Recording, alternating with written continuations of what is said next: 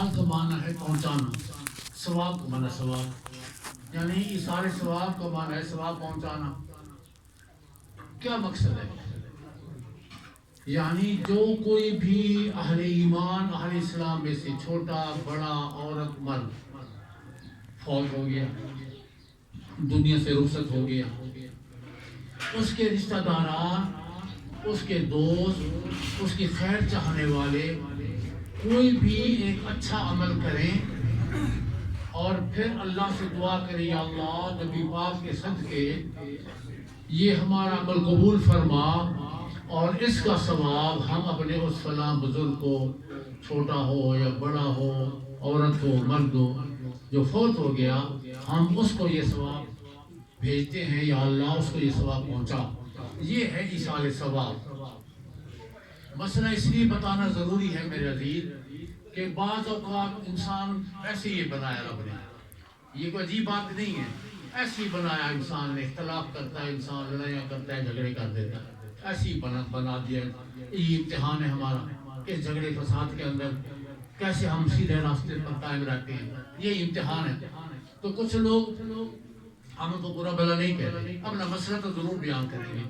وہ کہتے ہیں کہ جس بندے نے جو زندگی میں عمل کیا بس اسی کا ثواب پہنچے گا اس کو، دوسرا بندہ اگر کوئی نیک عمل کرے گا تو اس کا ثواب اس فوت ہونے والے شخص کو نہیں ملتا، کیونکہ فوت ہونے والے شخص اپنا عمل پورا کر گیا، زندگی دارالعمل ہے، اس نے دارالعمل کی زندگی پوری کر لی ہے، جو اس کے اعمال اس نے زندگی میں کیے بس اسی کا ثواب ملے گا۔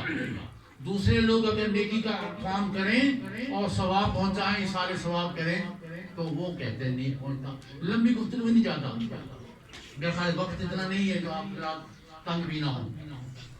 تو پھر ہم جو کہتے ہیں اہل سنت و جماعت، ہم جو کہتے ہیں کہ ایصال ثواب برحق ہے، یہ ثواب پہنچتا ہے، ہمارے پاس دلیل کیا ہے؟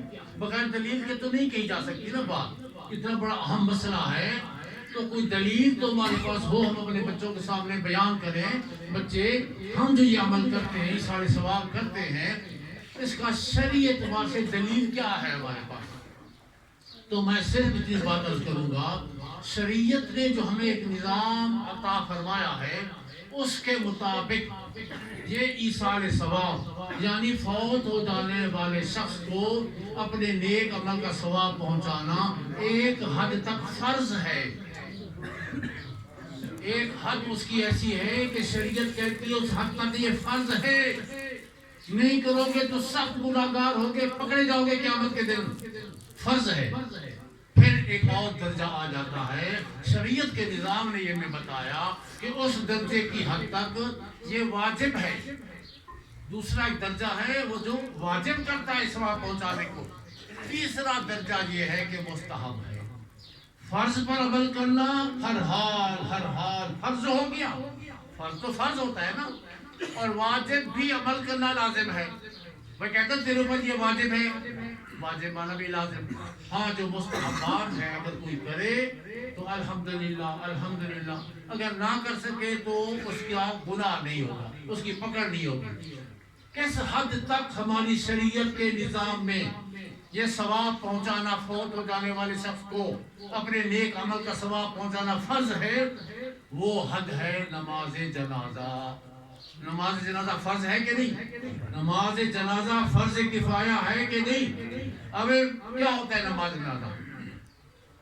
اللہ تبارک و تعالیٰ کی ثنا ہے، پیارے آقا حبیب نبی علیہ السلام کی بارگاہ میں درود ہے، اور پھر دعا واسطے حاضر میت کے، ایسی ہوتا ہے نا، نہیں میت کو سامنے رکھ کے نماز جنازہ پڑھتے ہیں، اللہ جل شانہ کی ثنا کرتے ہیں۔ ثواب کا عمل ہے کہ نہیں؟ بہت نیک عمل ہے ثواب کا۔ پھر پیارے نبی علیہ السلام کی بارگاہ میں درود شریف پڑھتے ہیں، تو درود شریف بھی ثواب کا عمل ہے کہ نہیں؟ ثواب ہے۔ پھر یہ دو ثواب کا عمل کر کے پھر دعا واسطے حاضر میت کے، یعنی اس کا ثواب حاضر میت کو پہنچاتے ہیں، ہے نا؟ ورنہ تو حاضر میت کا کیا مطلب ہو گیا؟ اگر ثواب ہی نہیں پہنچتا، کوئی کہے بھائی ثواب تو نہیں پہنچتا، ایسی بس نماز جنازہ ہے پڑھ لو، تو بے معنی بات ہو گئی کہ نہیں؟ اللہ کے پیارے نبی صلی اللہ علیہ وسلم نے اپنے دین متین کے اندر کیا ایسی بات کو فرض کر دیا جس کا مطلب بھی کوئی نہیں؟ استغفر اللہ ثم استغفر اللہ، ایسا نہیں ہو سکتا۔ یہ اللہ کا دین ہے، اللہ کے پیارے نبی صلی اللہ علیہ وسلم نے ہم تک پہنچایا اللہ تعالیٰ کی طرف سے۔ تو اس دین میں کوئی عمل ایسا نہیں جو بے معنی ہو، جس کا فائدہ کوئی نہ ہو۔ تو نماز جنازہ کا ثواب حاضر میت کو پہنچتا ہے۔ اس حد تک ایصال ثواب ہماری شریعت نے فرض کر دیا ہے۔ اپنا نیک عمل ہم نے کیا، نماز جنازہ میں اللہ کی ثنا، نبی پاک صلی اللہ علیہ وسلم کا درود پاک، یہ عمل ہے نیک، اس نیک عمل کا ثواب واسطے حاضر میت کے۔ آئیے دوسرا درجہ آپ کو بتاؤں۔ دوسرا درجہ قرآن مجید میں جہاں پر وراثت کا قانون بیان ہوا ہے، قرآن مجید میں یوصیکم اللہ فی اولادکم للذکر مثل حظ الانثیین، یہ سارا میراث کا قانون اللہ نے قرآن میں بیان فرمایا کہ جو شخص فوت ہو گیا اس کا جو ترکہ ہے وہ تقسیم کرو۔ کیسے تقسیم کرو گے؟ ماں باپ ہیں کیا حصہ ملے گا، بیوی شوہر ہے تو کیا حصہ ملے گا، بیٹیاں بیٹے ہیں کیا حصہ ملے گا، وہ قانون وراثت اللہ نے قرآن میں بیان فرمایا۔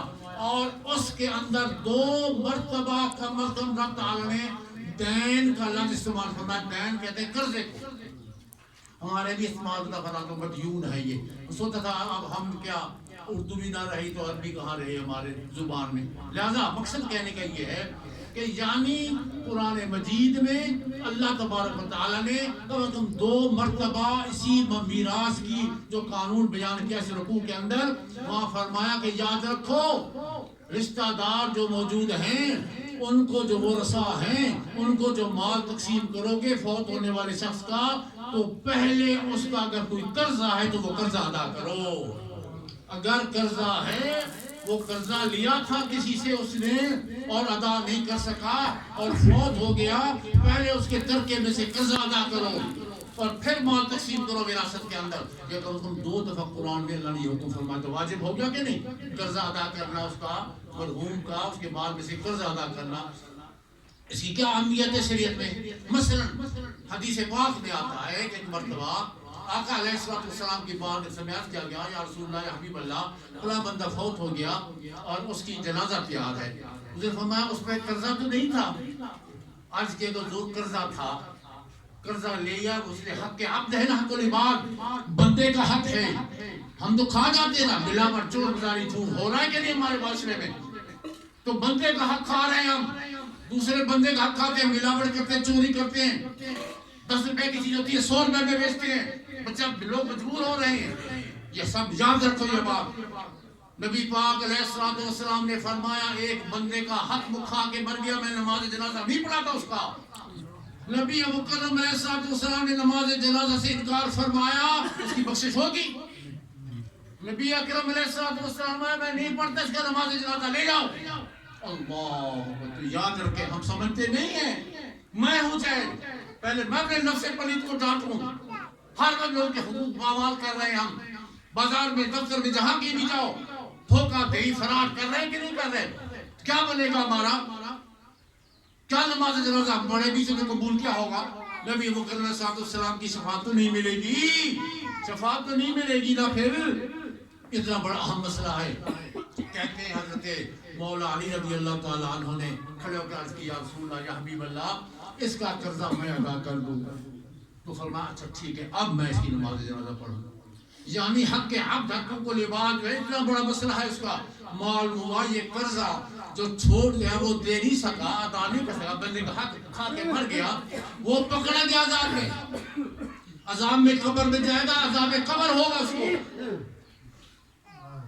تو پھر اس کے ادا کرنے سے چاہے وہ رسا ادا کرے، کوئی اور دوست ادا کر دے، کوئی ادارہ بنا ہوا ہے بھی چلو کوئی بندہ ایسا بن گیا غریب تھا قرضہ سے تو ادارہ بن، کچھ بھی صورت حال ہو، جب قرضہ ادا ہوگا تو وہ عذاب قبر سے نجات پا جائے گا کہ نہیں؟ ثواب پہنچا کہ نہیں پہنچا؟ اس کو ثواب پہنچا کہ نہیں پہنچا؟ اب یہ قرضہ تو دوسرے لوگ ادا کر رہے ہیں نا، دوسرے جو پیچھے رہ گئے لوگ وہ نیک عمل کر رہے ہیں قرضہ ادا کرنے کا، اس کا ثواب اس شخص کو پہنچ رہا ہے جو دنیا سے رخصت ہو گیا اور قرض ادا نہیں کر سکتا۔ یہ واجب ہے، نماز جنازہ فرض ہے اور یہ قرضہ ادا کرنا واجب ہے، واجب۔ تو 2 مرتبے ہو گئے ایصال ثواب کے۔ پہلا مرتبہ فرض ہے ایصال ثواب نماز جنازہ، دوسرا قرضہ اگر چھوڑ گیا ہے اس کا ادا کرنا واجب ہے، وہ ایصال ثواب کا دوسرا درجہ ہے۔ اس کے بعد رشتہ دار ہوں، اولاد ہوں، ورثاء ہوں، کبھی دعا کر لیں، کوئی فاتحہ پڑھ لیں، کوئی صدقہ خیرات کر دیں، وہ مستحبات میں سے ہے، وہ مستحبات میں سے کرتے رہو گے، میں بھی آپ بھی اپنے بزرگوں کا، تو کل ہمارا بھی کرنے والا کوئی ہوگا۔ ایک بات یاد رکھیں، آج ہم اپنے بزرگوں کے لیے ایصال ثواب کریں گے، مستحبات میں سے ہی، مستحبات میں کوئی دعا خیر کریں گے، کوئی صدقہ خیرات کر دیں گے، ثواب کے ثواب پہنچانے کے لیے۔ ہم نے بھی تو مرنا ہے، مرنا ہے کہ نہیں؟ مرنا ہے ہم نے بھی۔ اس سے بڑی حقیقت کوئی نہیں، موت سے بڑی حقیقت دنیا میں کوئی نہیں ہے۔ لہذا کل ہمارے لیے بھی کوئی ایصال ثواب کرنے والا رب پیدا کرے گا۔ حاضرین محترم، بس مسئلہ کافی ہے، لمبی تفصیل اور تفصیل ہے اس میں، مگر ابھی نہیں کہتا کہ ساتھی کی وقت وہ تنگی نہ محسوس کریں، سبق اتنا ہو کہ طالب علم جو ہے وہ یہ نہ کہ استاد جی جو ہے نا بس لمبے ہی چلے جاتے ہیں، ایسا نہ ہو۔